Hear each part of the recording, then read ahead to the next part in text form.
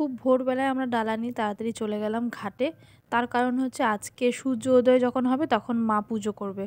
তো এখানে সবাই মিলে ভোরবেলা উঠে তখন ভালোই ঠান্ডা লাগছিল। সবাই গরম জল করে স্নান-টান করে ডালা নিয়ে সবাই চলে এলাম ঘাটে পুজো দেওয়ার জন্যে।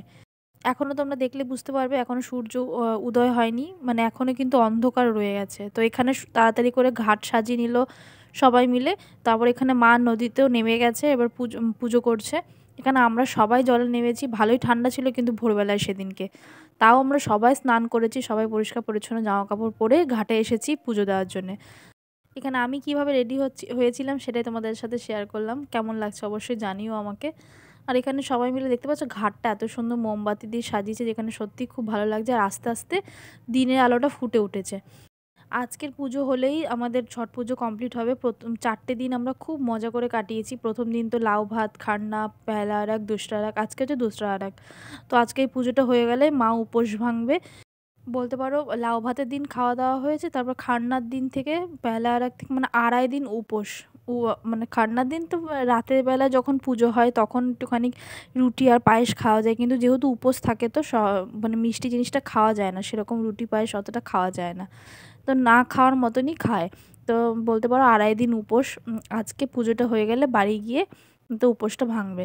তো মায়ের একটু শরীরটা খারাপ হয়ে যায়, তার জন্য দেখতে পাচ্ছ সবাই ধরে আছে মাকে। মানে শরীরটা পুরো মানে মাথা যেহেতু উপোস ছিল না, মাথাটা ঘুরে গেছিলো। তো এখানে সবাই আরাক দিয়ে নিচ্ছে তাড়াতাড়ি করে, বেশিক্ষণ মাকে ধরতে দেওয়া হচ্ছে না। আর সবাই একটুখানি সাপোর্ট করে মাকে ধরে আছে।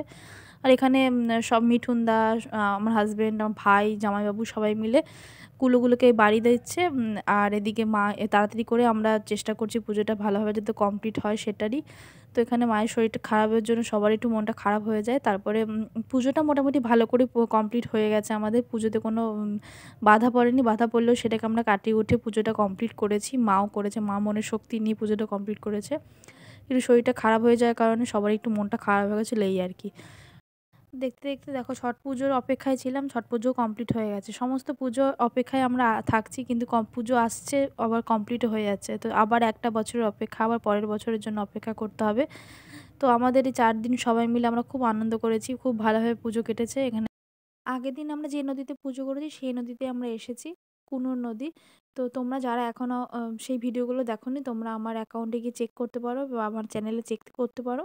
তোমরা দেখতে পাবে ছট পুজোর প্রত্যেকটা ভিডিও তোমাদের সাথে শেয়ার করেছি। আশা করছি সেই ভিডিওগুলো তোমাদের ভালো লেগেছে। আর তোমরা অনেকেই ভালোবাসা দিয়েছো সেই ভিডিওতে, তাদেরকে জানাই অসংখ্য ধন্যবাদ। এইভাবে তোমরা আমার সাথে থেকো, পাশে থেকো, যাতে আরও ভালো ভালো ভিডিও তোমাদের জন্য আনতে পারি। পুজো তো মোটামুটি কমপ্লিট হয়ে গেছে। এরপরে লাস্ট মা এখানে আরতি দেখিয়ে নিচ্ছে, তারপরে এই প্রদীপটা জলে ভাসিয়ে দেবে। এবার পুজো কমপ্লিট হয়ে গেছে, মা ওপরে চলে এসেছে এবং জামাটা শাড়িটাও চেঞ্জ করে নিয়েছে। তো এরপরে সবাইকে সিঁদুর পরিয়ে দেবে এবং মানে আঁচলে, শাড়ির আঁচলে একটা করে ঠেকুয়া আর একটা করে কলা দেবে। যেটা মানে আঁচলে দেবে সেটা নিজেকেই খেতে হবে। তো এটা সব মানে যারা বিবাহিত তাদের সাথে তাদের এই করতে হয় আর কি। তো এখানে সবাইকে সিঁদুর পরিয়ে দিচ্ছে, দেখতে পাচ্ছি লিপিকা দি, আমার কাকিমা, মা সবাই ছিল। সবাইকে সিঁদুর পরিয়ে আঁচলে ওই ঠেকুয়া আর কলাটা দেবে। তো এখানে প্রথমে মা আমাকে ঠেকুয়া আর কলাটা দিয়ে দিয়েছে, এরপরে সিঁদুরটা পরিয়ে দেবে। তো এবার মাকে সিঁদুর পরানোর পর এবার আমি মাকে সিঁদুর পরিয়ে দেবো এবং পুজোটা কমপ্লিট হয়। এরপর ঘরে গিয়ে মা রেস্ট নেবে বা আমরাও সবাই রেস্ট নেবো। তারপরে রান্নাবান্না আছে, যেহেতু মা খাবে মানে উপোসটা ভাঙবে, তার জন্য রান্নাবান্না করতে হবে। তো এখানে মা সবাইকে সিঁদুর পরিয়ে দিয়ে মন্দিরে চলে এসেছে, ভোলানাথের মন্দিরে। সেখানেও মা একটুখানি পুজো করে নেবে, যেহেতু ঘাট থেকে উঠে পুজো করার পর মানে সূর্য দেবতাকে পুজো করার পর কোনো মন্দিরে গিয়ে পুজো দিতে হয়। তারপর মা ঘরে ঢোকার আগে সবাই আর কি পা ধুয়ে দেবে জল দিয়ে এবং প্রণাম করবে। তো এখানে দেখতে পাচ্ছি আমার ভাইরা সবাই পা ধুয়ে দিচ্ছে। তারপরে ওদিকে সন্তুও দিয়ে দিয়েছে, মানে আমার হাজব্যান্ডও পা ধোয়া হয়ে গেছে, সেটা আর ক্যাপচার করা হয়নি।